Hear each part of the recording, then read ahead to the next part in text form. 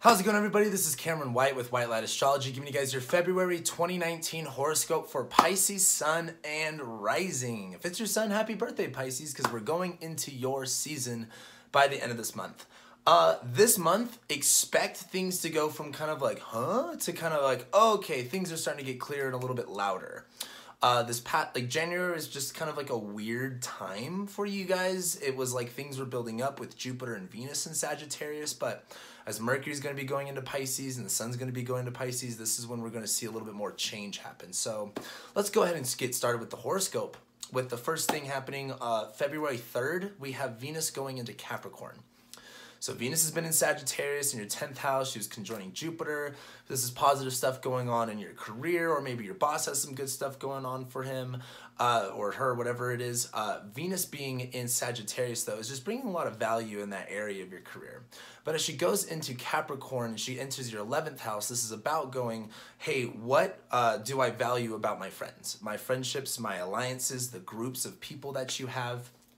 As Venus goes into Capricorn, Venus is valuing the efficiency, the effectivity, it's kind of like doing business with people. Venus is like liking doing business with people and networking and connecting and creating solid, committed friends. Venus is wanting to find emphasis in this area. And we're going to talk more about that because Venus is going to conjoin Saturn and do a bunch of other stuff. But as Venus goes into Capricorn, the shift goes into, instead of the career area, to what are your networks, what are the groups of people that you know, who are your friends, and where are you placing the value in that, and where are you sharing your value in that area. The next day, on February 4th, we have the new moon in Aquarius, which this is in your 12th house. This is also kind of a weird thing because the 12th house is repressed and unacknowledged parts of yourself. It's hidden things. It's the house that blinds us, and it's the house between worlds. It has a lot to do with hidden enemies and things like that. However, the 12th house is something that we don't always see or understand. However, as we have this new moon in Aquarius, this is both of the luminaries, both of the objects in the sky that bring light to things, that show you things, are going to be in this area where expect to, have a resetting, a re-clearing, a new understanding of things that you repress, things that you don't acknowledge, things that are easy for you to hide, and things that you don't always see. This is Aquarius, where this is about disconnecting and detaching. Aquarius has a lot to do with alienation and isolation and things like that. However, the point of Saturn and Aquarius wanting you to detach, feel isolated away from things, is to bring in a bigger perspective and to see things for what they are rather than how you could see them when you're focused in on things. As this new moon happens, this is going to be kind of detaching away from a certain aspect of yourself and seeing things in a new light and connecting yourself into new ways of understanding yourself. And this is a Saturn-ruled sign. This is commitment. This is, understanding. This is having the knowledge and the foresight. This is having that integrity. It's like, like Nate Craddock, the guy, I had him on one of my weekly forecasts. He uses the term, the spirit of the law is like Aquarius. And so as you have this new moon right here, this is kind of bringing in that spirit in the sense of like, hey, what do you repress? What do you not acknowledge? Where does that need to be cleaned and cleared out? And where do you need to have a more connective understanding of it? However, moving on a few days later, not really a few days later, almost a week later, we have Mercury entering Pisces on February 10th. This is a pretty big deal too, because as Mercury enters Pisces and it's entering your first house, it's out of the 12th house where it was in Aquarius, where things got a little bit confusing, things where you felt a little bit detached, were trying to understand yourself a little bit more.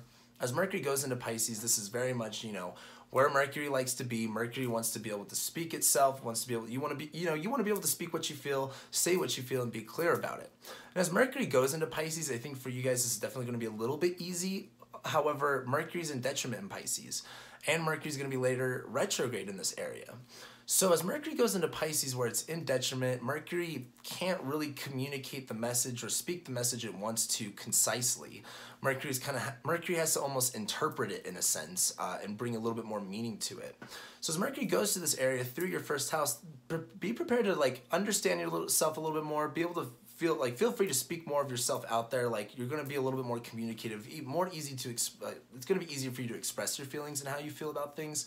It's just not going to be clear how you express it, if that's the best way to put it. However, and we'll be talking way more about Mercury too. However, Moving on a couple days later, on February 13th, we have Mars conjoining Uranus in Aries. And this is a really big deal too, because as Mars is in Aries at the moment, and Mars is kind of going through your second house, things can get expensive, kind of like, you know, really burning up money for a minute. As Mars conjoins Uranus, this is kind of like where Mars is like, how do I utilize what I have? You know, how do I use less of what I have and not burn it all up? Uranus is liberation and breakthroughs and extreme ups and downs. So Mars on top of Uranus, like, expect to have either like a breakthrough with some financial stuff with what you own and what you possess and how you kind of utilize it and at working for you, like having your money work for you. However, Mars on top of Uranus could also be like an unexpected expense that came up, like something you weren't even expecting, like, oh my gosh, I have to dump so much money on this. So I don't want to say it's a Debbie Downer thing, but like that Mars on top of Uranus thing may kind of hit you a little bit. Don't want to be super negative about it, but like Mars on top of Uranus could also, like, it's very much the energy of Prometheus taking the lightning from the gods and freeing the people. Like, this is also kind of like, now maybe you got your finances a little bit more handled with Saturn squaring Mars, and now you're ready to take it to the next level. Now you're ready to really apply, you know, what you've learned with finances and really apply what you've learned with your money, with what you own with your physical possessions, and where to creatively put those things to where they're going to help you. Moving forward, though, the next day, February 14th, Valentine's Day, sorry, I needed a drink of water, Mars goes into Taurus. Taurus is your third house, where we're talking about your sense of communication, your siblings, relatives, your immediate environment, short distance travel. The third house is kind of like a weird area. However, Mars, again, he is a malefic. He kind of brings problems. He is about energy and drive and things like that, but he also wants to sever and cut. As Mars goes into Taurus, where this is also a sign of detriment, he doesn't act that well. It's kind of like trying to move a bull, or like, you know, it's a fixed sign. Taurus is a fixed sign. It wants to stay still, and Mars going through there, it's kind of like try to push the bull up, like try to get the bull to move somewhere. You gotta like wave a red flag in front of it to like get it to really do anything. So as Mars is going through this third house area in Taurus, this may be like, you may be having like struggle, like really putting yourself, not necessarily putting yourself out there, but kind of like utilizing things in the right way. You just don't have the energy to do and speak everything that you need to. The biggest thing with Mars and Taurus is only act on the things that are really going to bring value to you. Really focus in on what means what to you, where, if you're only going to have so much energy, use it wisely. And that's the whole Mars and Taurus thing. This is in your third house. This is about communication. This is about dealing with issues with, you know, your siblings or your neighbors. Also with, you know, your car. It's very third house stuff.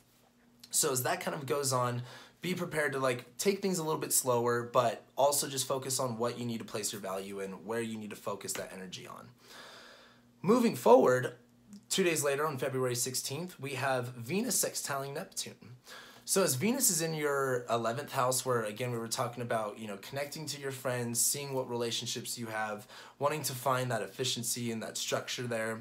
This is sextiling Neptune in your first house. So this is like you may find, just because you're a Pisces rising or a Pisces sun, and for whatever reason you guys are just lucky and weird, like you just find yourself at the right place at the right time with the right people. Like that's the best way to put it. Neptune in your first house is like in Pisces, like, dude, you just got some crazy luck on you, but also crazy spiritual stuff. But as Venus and Capricorn sextiles Neptune in your first house, this is kind of like people see that magic in you, and they're like, okay, I like this.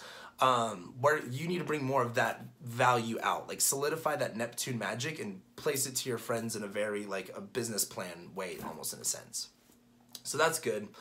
Next thing though, on the next day, Venus is going to conjoin Saturn. So on February 17th, Venus conjunct Saturn in your 11th house again. And this is pretty big because Saturn in your 11th house is bringing issues with your friendships and your connections. Saturn's wanting you to be like, hey, this is what you don't have and this is what you need to rely on. Saturn brings restrictions and limits and walls and barriers, so you can really have that right now with your community and with your friends and whatnot. However, Saturn's also asking you to be more disciplined, to be more I don't want to say conservative, but concentrated. It's like concentrating on the things, again, that you value most. But Saturn's more of like, what do you have available to you right now? What can you actually utilize and do? Saturn's wanting you to be disciplined around this area. And as Venus goes on top of it, Venus is like, I'm actually enjoying solidifying myself in friendships. Who's serving me and who's not serving me? Where am I being held down? Like, do you want that anymore? Venus is being like, no, I don't want to be held down. I want to build the walls that I want to build. I want to have the boundaries. I want to play by the rules that I want to play by. And as Venus conjoins Saturn, this is kind of like valuing, like making those changes in friendships and relationships and connections that you need to, but doing it in the way that you want to, like doing the things that you need to, but also enjoying it while you're doing it. So you're going to kind of feel like this weird thing about it, but it's going to be good. Moving on though, on February 18th, this is when we have a really big day. Mercury's going to conjoin Neptune, and it's going to enter shadow. Now, Mercury being in Pisces, again, it's in its detriment. It's hard for Mercury to clearly communicate the message. He's going to be on top of Neptune, where expect that message to just get lost. It's like when you send a text message and the other person doesn't get it. Like, where the fuck does it go? So as Mercury goes over Neptune, it's going to enter shadow, where it's going to eventually come back to that degree and station direct and then move forward. So as Mercury hits Neptune on its shadow, like, you may have some miscommunications. Like, and I mean, you guys are Pisces, either sun or rising. Like, you should, like, miscommunication is the name of your game. The biggest thing, though, is, like, really understand that that's definitely going to happen. Like, a miscommunication with yourself. Mercury is going to later on square Jupiter during this whole time of Mercury retrograde. So understand that this miscommunication could come from you in the term of your career, of your profession, and things like that. Your friends are going to help you out because Saturn and Venus are going to be sextiling Mercury later on. But just understand, like, this Mercury retrograde is going to be a pretty big deal for you guys. This Chiron will also go into Aries on that day, where Chiron locks itself into your second house. It's out of your first house. Like, good Lord, Chiron in your first house is just a lot. As Chiron goes in your second house, it's focusing on your money and your resources. I did a whole video about Chiron and Aries. Make sure you guys go check it out. Also on the 18th, the sun goes into Pisces. So it's your birthday now, or maybe the sun's just in your first house. This is when you're starting to feel more of yourself. This is when you're starting to be clear more about yourself. The light is on you at this time. That's the best way to put it. Then, as we go into the next day, on February 19th, we have the full moon in Virgo. And so as the sun is in Pisces and Mercury's on top of Neptune in its shadow in Pisces, it's like the attention's on you. Things can still be a little bit confusing and misconstrued in a way. This full moon in Virgo is helping you realize who's here to help you. This is in your 7th house of relationships and one-on-one partnerships. This full moon in Virgo is going like, hey, here's the person or here's the people, this one specific person that's going to help you do the right things and see things clearly.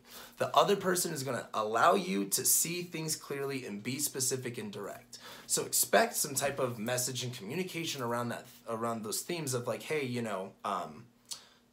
with Mercury being on top of Neptune, you like having those miscommunications, could deal with work stuff. Full moon in Virgo is like someone's finally addressing it to you. Then as we go into,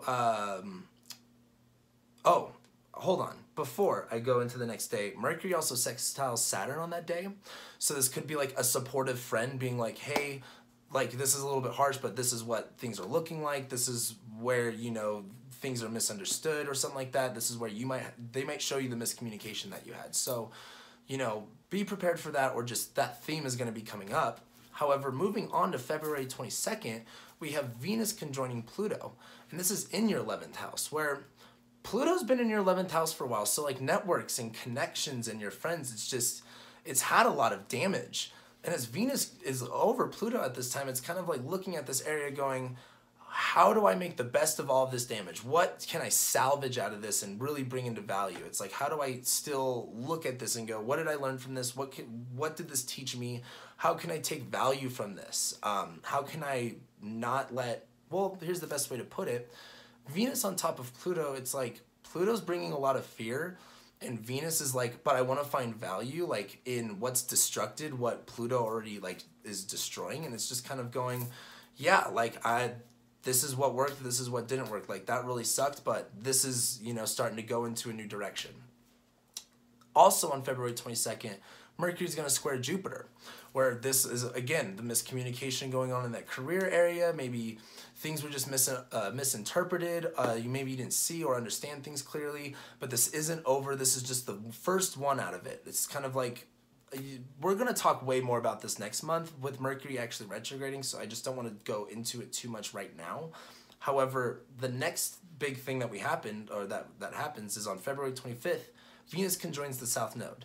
So Venus hits Pluto, and it's kind of like raw and real, and you kind of have to salvage what you can. It's kind of like when Toys R Us went out of business. They were like 80% off. God, like, we need to sell something. Like, how can we sell our stores? Like, got to get something out of this.